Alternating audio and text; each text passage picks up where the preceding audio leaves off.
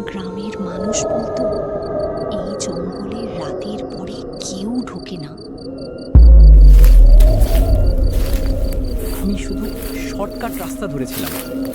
এখানে এত ঠান্ডা কেন?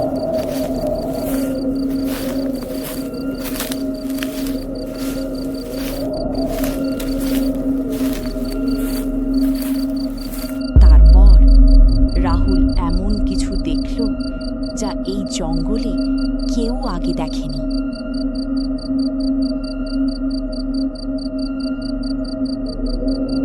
ওটা আগুন নাকি?